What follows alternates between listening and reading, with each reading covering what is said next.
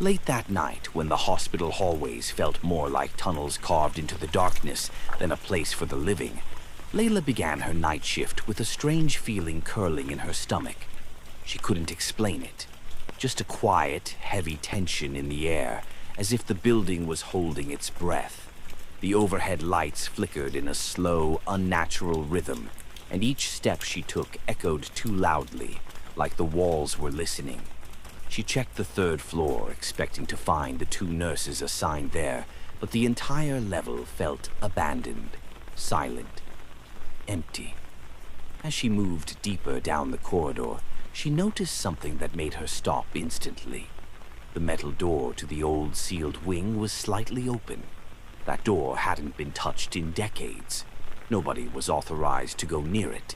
Yet there it was, moved by someone, or something. A long rusty creak came from it, almost like a whisper inviting her inside.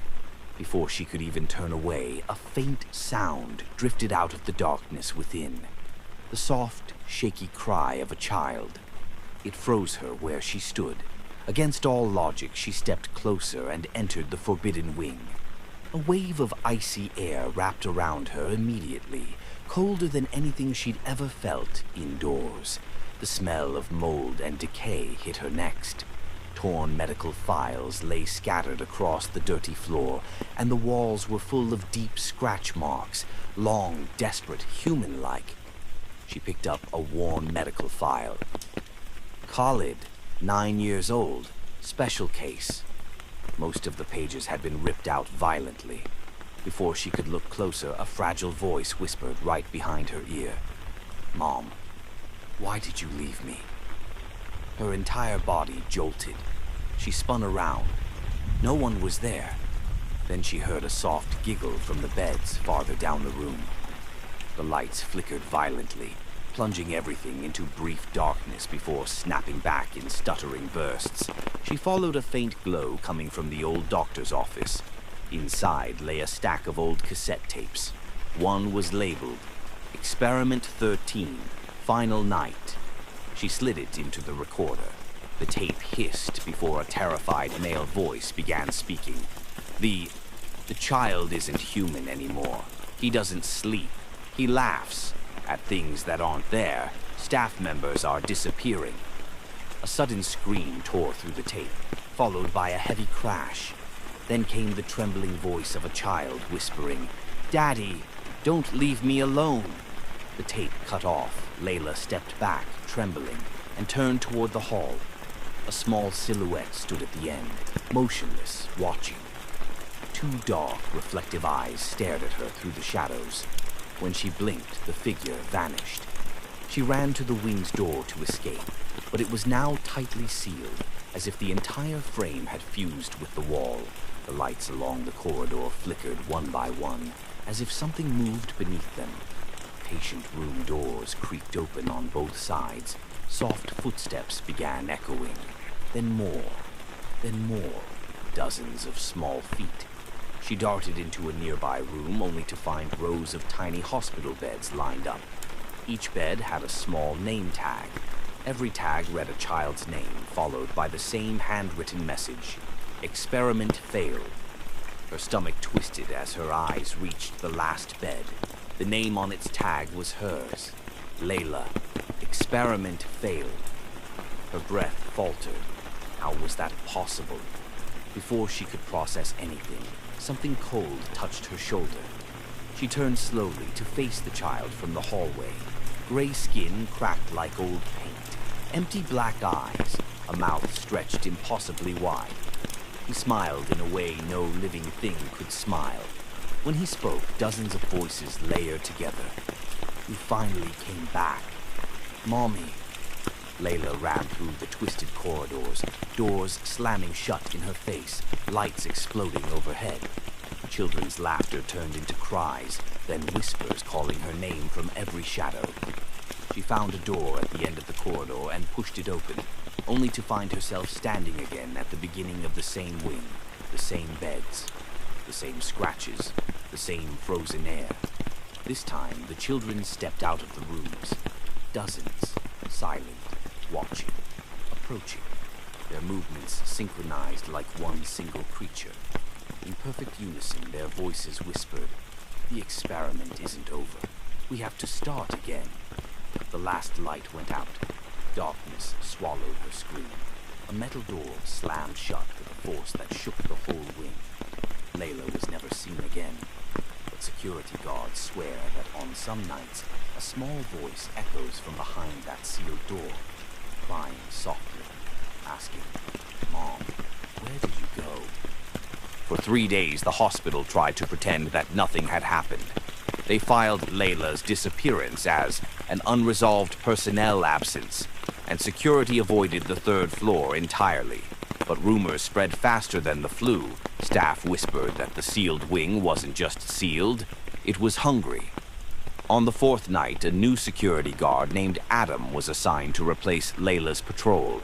He didn't know the details, only that the previous guard never came back. He thought it was an exaggeration. People always dramatized night shifts. At 2:12 a.m., Adam's flashlight began flickering the moment he reached the 3rd floor. The air there was strangely thick and cold, as if the temperature dropped only in that hallway. He clicked his radio. "Security to main desk.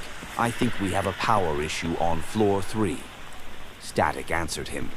Then the radio whispered in a soft child's voice, "Mom, where did you go?" Adam froze. His thumb slipped from the button. He hadn't pressed anything. That voice didn't come from the desk.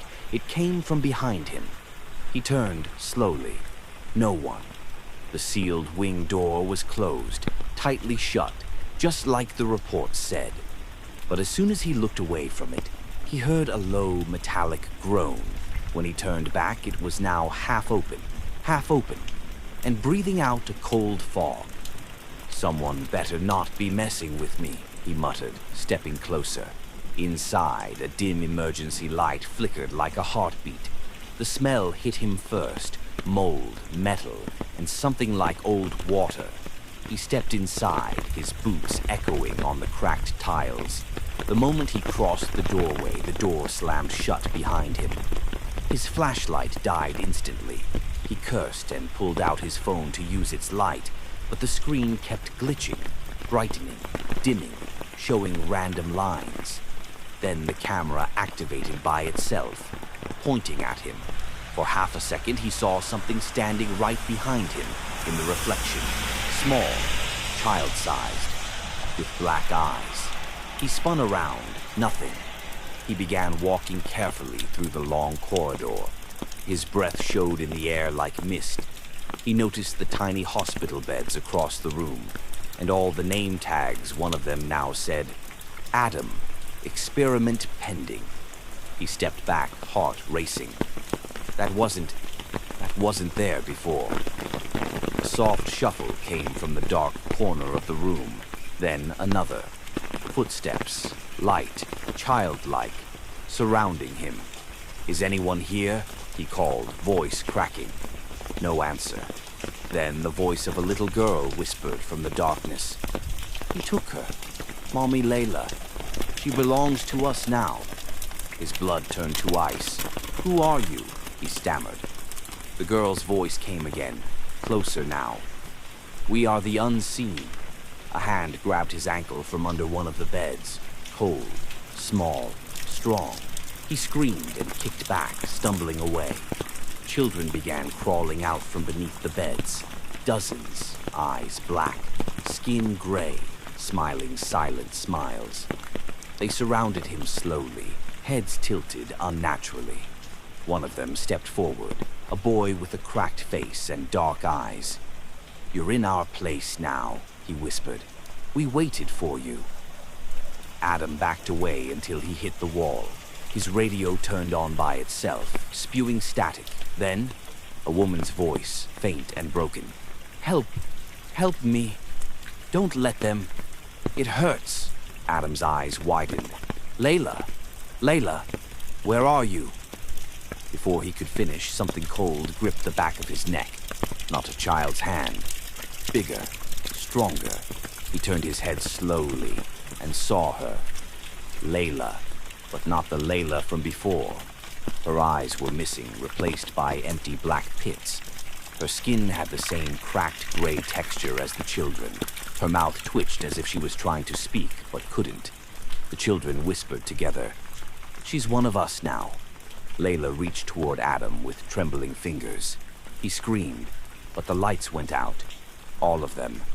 The last sound was a heavy metallic slam that shook the whole wing. Then silence. When the morning staff arrived, the wing door was sealed again, but there was a fresh name tag on the last empty bed. Adam, experiment failed. And sometimes, at exactly 2:12 a.m., security hears two voices crying from behind the sealed door. "Mom, where did you go? Help, please."